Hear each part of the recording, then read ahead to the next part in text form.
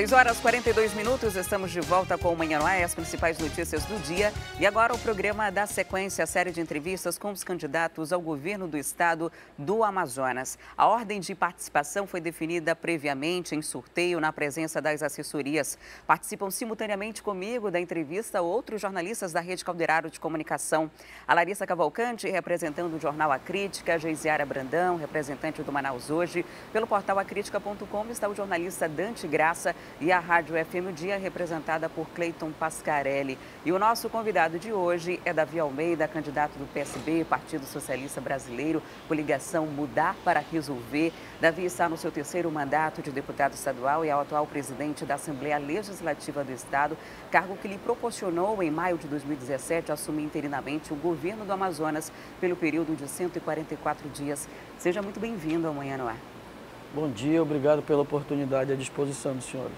E a partir de agora começa a contar o nosso tempo e a nossa entrevista começa. Candidato, começo me perguntando sobre a sua composição para essa candidatura, né? No começo se cogitava a possibilidade de que o Praciano pudesse ser o seu vice, foi o Jorge, e finalizou com o Chico Preto com as mudanças na coligação a nível nacional. O senhor acredita que o senhor perdeu durante esse processo, essas mudanças, ou ganhou? Como que o senhor avalia esse processo todo? O meu partido nacionalmente decidiu ficar neutro na eleição presidencial e veio uma deliberação, uma ordem nacional do partido para a composição com o Partido dos Trabalhadores. E meu nome foi homologado pelo Partido dos Trabalhadores em uma convenção unanimemente em que eu seria o candidato do Partido dos Trabalhadores ao governo do estado do Amazonas.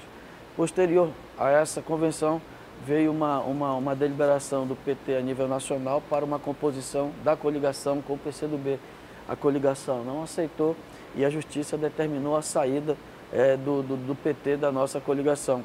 Eu entendo que, tranquilamente, eu tenho ainda hoje a participação, a ajuda de muitos militantes do Partido dos Trabalhadores, encontro com eles diariamente, inclusive no interior.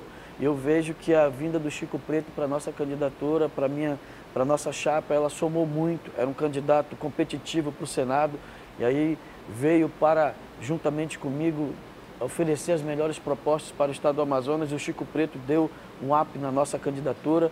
E eu acredito que nós ganhamos, somamos e estamos trabalhando em prol do melhor para o povo do estado do Amazonas. O prejuízo seria só o tempo de televisão, né? Porque ele reduziu pela metade. Olha só, eu creio que prejuízo no tempo de TV, nós tivemos também a questão da militância que estava toda envolvida, ainda estão envolvidas, mas nesse momento eu acredito que a campanha ganhou um up com a vinda do Chico Preto para ser o meu vice, a quem eu quero agradecer muito pelo trabalho que o Chico Preto tem desenvolvido, as nossas caminhadas, as nossas reuniões, e o Chico veio somar muito para a nossa campanha, a campanha do 40. Vamos começar o nosso primeiro giro de perguntas. Vamos à redação ali do portal acritica.com com o Dante Graça. Olá, Dante, muito bom dia. Olá, bom dia, Adriane, bom dia, candidato. Bom dia, Dante. Candidato, no seu plano de governo, o senhor cita ali como um dos principais problemas da população do Amazonas hoje o déficit habitacional. O senhor tem um levantamento, inclusive lá, com fonte todo detalhado, falando que o déficit é de 150 mil moradias populares, mas o senhor não detalha de que maneira isso é possível ser feito. Como que dá para resolver com esse orçamento que o Estado tem hoje, com essa situação econômica do país? Como é que dá para chegar ou resolver esse déficit? O senhor iria até que ponto no seu governo resolveria essa questão, até que determinado ponto? Como é que seria essa questão? Obrigado pela pergunta, Dante. É isso mesmo. Nós temos muitos problemas no estado do Amazonas: saúde, segurança, educação e moradia. Nós vamos aumentar a receita do Estado. Como? Sem aumentar impostos, inclusive diminuindo taxas. Por exemplo, nós temos há mais de 50 anos a exploração do ouro nos rios do Amazonas. E se fez um levantamento e chegou à conclusão de que diariamente nos rios do Amazonas, aqui no Rio Madeira, no Rio Jutaí, no Rio Içá, lá em Amaturá, onde são explorados, as dragas exploram ouro, nós temos aproximadamente, Dante e Adriane, a exploração de 50 quilos de ouro por dia. Por ano, essa exploração dá 18.500 quilos. Se você multiplica pelo quilo do ouro a R$156 mil, você tem uma renda anual da exploração desse minério nos nossos rios de 2 bilhões e 800 milhões de reais. Sabe quanto o estado do Amazonas arrecadou dessa riqueza que sai todo ano dos nossos cofres? Ano passado arrecadou R$ 70,86. É uma atividade que já existe há mais de 50 anos e que precisa ser regulamentada. Se regulamentarmos somente nessa atividade, nós teremos uma receita anos de mais de 500 milhões de reais que serão aportados aos cofres públicos. Através dessas receitas, nós vamos diminuir o déficit habitacional para que nós possamos dar moradias para a população do estado do Amazonas. Ano passado, Dante e Adriane, nós instituímos o CIRA, o Comitê Interinstitucional de Recuperação de Ativos. Nós vamos recuperar o CIRA. O CIRA foi abandonado pelo atual governo. O CIRA foi esvaziado pelo atual governo. Somente numa autuação para uma empresa, por sonegação, nós conseguimos ali um acordo para essa empresa pagar 300 milhões de reais. Nós estamos falando só de 2 ações, sem aumentar impostos, de 800 milhões de reais. E nós temos muito mais ações que nós iremos aumentar a arrecadação do Estado e fazer com que as políticas públicas contidas no nosso plano de governo, que nós possamos implementá-las e diminuir esse déficit habitacional. Qual seria a meta para esse período, assim? Tipo, no primeiro ano X? Em 4 anos, a nossa meta é diminuir aproximadamente 10 a 12 mil moradias, implementar esse programa. Vamos agora à redação da FM o Dia, conversar com o Cleiton Pascarello. Oi, Cleiton, bom dia. Bom dia, Adriane, bom dia, candidato. O senhor fala aqui no seu plano de governo a respeito de estatísticas na área de segurança, né, a área de crimes, e fala em fortalecer aqui a questão da comunidade, do trabalho com instituições, no caso, por exemplo, do seu projeto Escola Segura. Fala, enfim, de melhorar a questão da sensação de segurança. Candidato, quando o senhor ainda é presidente da Assembleia Legislativa, o governo do Estado chegou a requisitar alguns policiais que estão à disposição da Assembleia e o senhor se negou, à época, a fornecer esses policiais para circularem pelas ruas de Manaus. Como será a sua postura como um possível governador, caso eleito? A sua afirmação ela não é verdadeira. Eu, quando assumi a Assembleia tinha 96 policiais.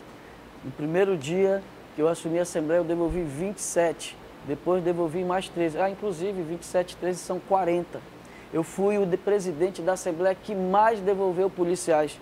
Eu devolvi 40 policiais do quadro. Eu diminui quase que a metade dos policiais que estavam à disposição da Assembleia e dei a minha contribuição e a minha colaboração. Eu não me neguei, eu devolvi. Eu apenas, como presidente de poder, eu não poderia aceitar que o comandante da polícia passasse por cima do governador e determinasse o que eu iria fazer. Eu sou chefe do poder e existem questões que precisam ser respeitadas. Portanto, eu devolvi 40 policiais. É verdade que ainda tem um excedente, mas é que a lei que hoje rege a questão dessas disposições, Cleiton, ela é de 1986, onde a Assembleia ainda era lá no centro da cidade, um pequeno prédio. Hoje a Assembleia está ampliada e ela necessita do efetivo que hoje nós temos. Nós temos um pouco mais de 20 policiais, além daquilo que preconiza a lei. Portanto, eu fui o único presidente da Assembleia que devolveu policiais. E ainda digo o número, eu devolvi 40 policiais. Mas no meio disso aí, Cleiton, perdão, houve a pressão do governo do Estado, até a ameaça de suspensão do salário dos policiais. Foi exatamente caso eles não fossem devolvidos. 32 policiais ao excedente. Exatamente. E eu devolvi 40, entendeu? Eu já peguei a Assembleia dessa forma, eu não coloquei um policial no efetivo da Assembleia, eu já devolvi 40. Eu herdei aqui, eu trabalhei com aquilo que eu herdei. Então, eu fui o único presidente que devolvi policiais para o governo do Estado. E vou repetir o número, eu devolvi 40 policiais. Agora, candidato, se a legislação é antiga, quem é que pode mudar isso?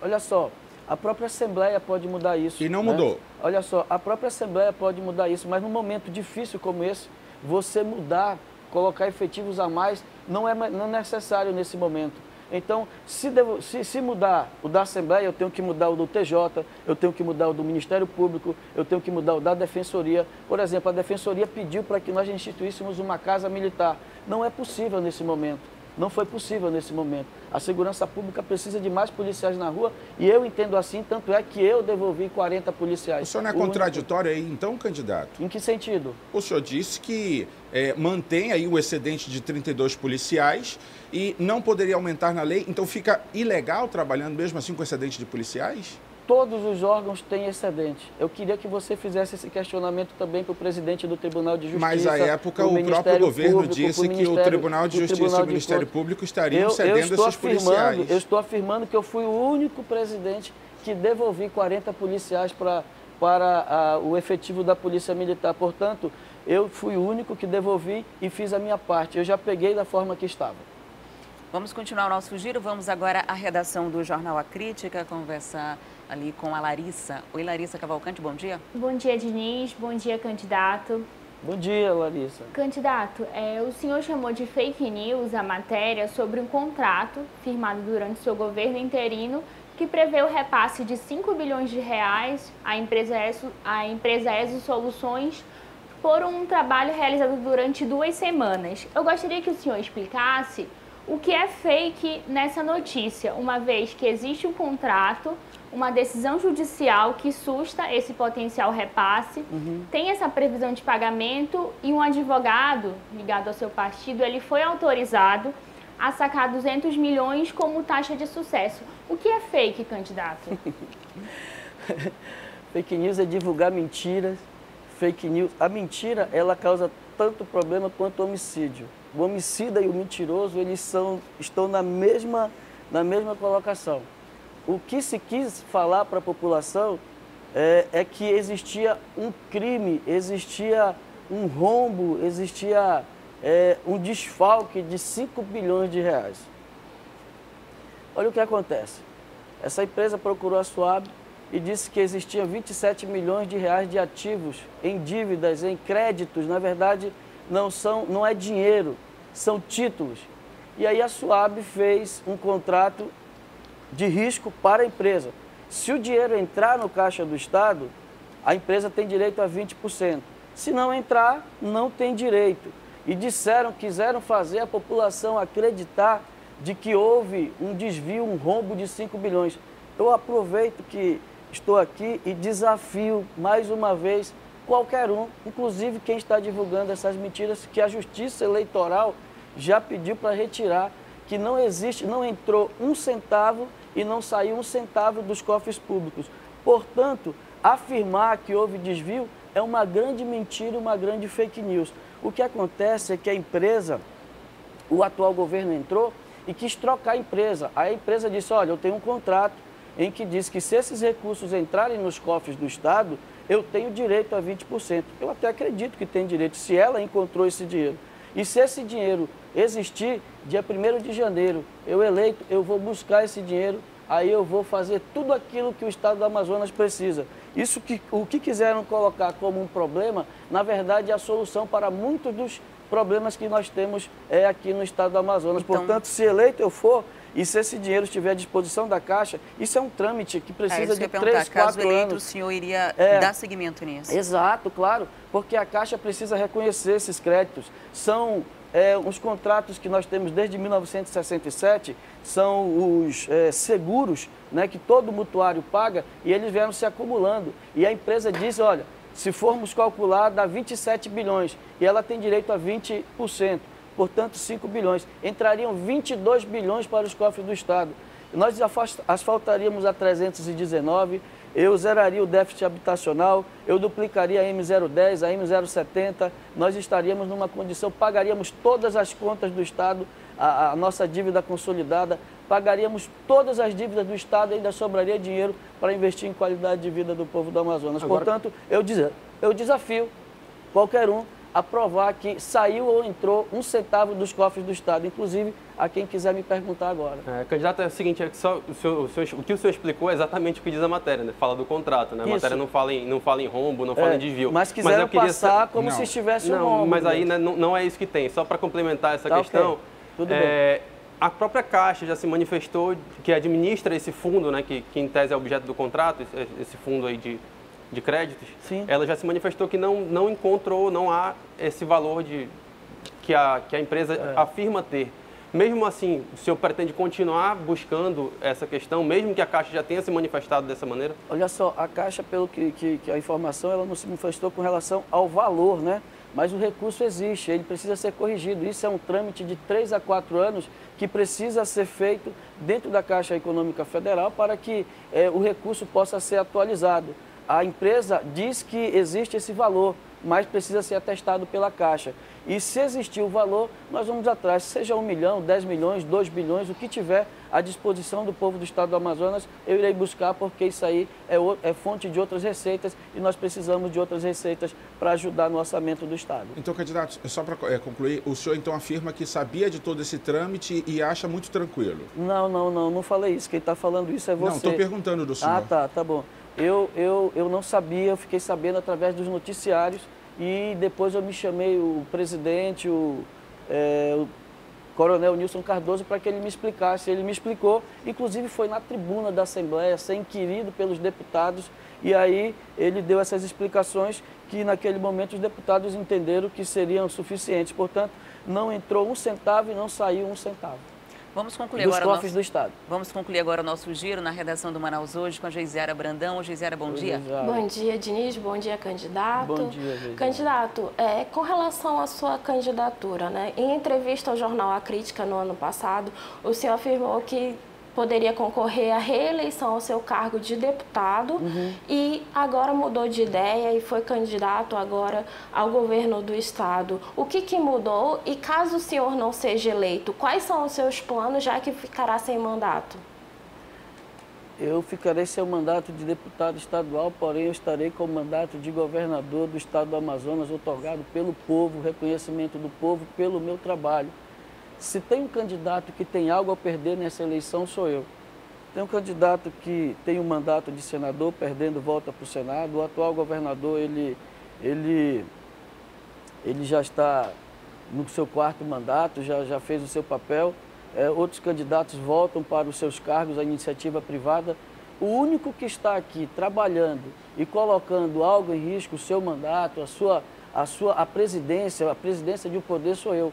Eu entendi que o povo do estado do Amazonas precisa de uma candidatura que represente a mudança com segurança, com experiência, com quem sabe fazer.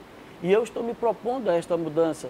Portanto, eu fiz uma consulta e os meus eleitores não queriam votar em mim para deputado estadual, não queriam votar em mim para deputado federal, muito menos para senador.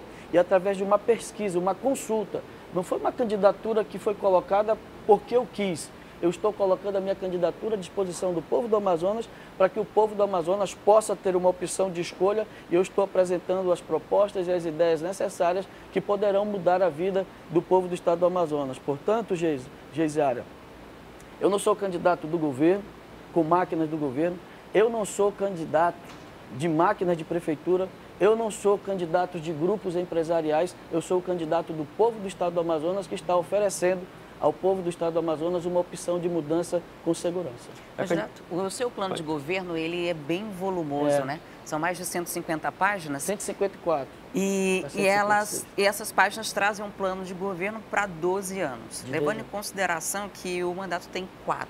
Como seria, como é o seu projeto de execução desse plano? Ele seria dividido de que forma para que durante 4 anos desse para concluir algo que está previsto ali?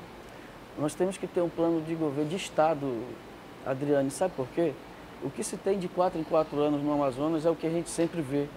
De 4 em 4 anos os governantes vêm para fechar os buracos, eles deixam 4 anos as cidades ficarem todas arrebentadas e só oferecem para o estado do Amazonas, para a população, um asfalto de péssima qualidade, uma lama asfáltica. Você coloca o asfalto, amanhã já não está mais funcionando.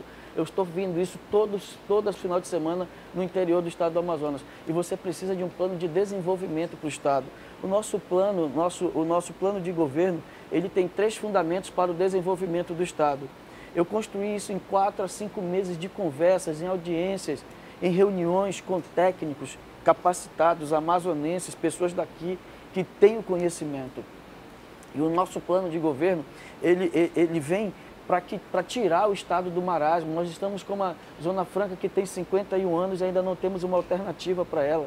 Nós ainda temos 54 e ainda não se pensou uma alternativa para ela. Então, o plano de governo ele vem para dar ao estado do Amazonas uma oportunidade de ter uma sustentação fora da Zona Franca de Manaus. Nós temos 3 pilares desse nosso plano de governo. Os 3 pilares é desburocratizar, simplificar a legislação tributária e investir em infraestrutura e logística. Por exemplo, vou dar um exemplo. Todo o estoque e trânsito das empresas do Distrito Industrial para chegar em Manaus, vindo do sul do Brasil, eles gastam de 15 a 18 dias.